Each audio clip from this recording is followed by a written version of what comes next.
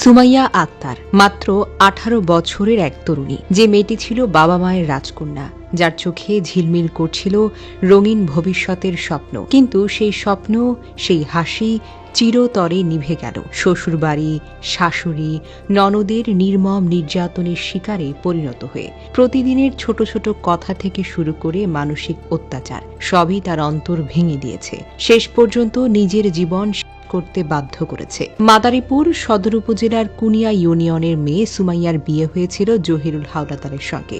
বিয়ের সময় স্বপ্ন দেখানো হয়েছিল, তোমাকে ইতালি নিয়ে যাব, তোমার জীবনটা বদলে যাবে। স্বপ্ন বড় ছিল, কিন্তু ভালোবাসা ছিল না, কারণ স্বপ্নের আড়ালে ছিল চাহিদা 10 ভরি স্বর্ণ, আর ছিল অহংকারে ভরা শ্বশুর, শাশুড়ি ও ননদের চোখ।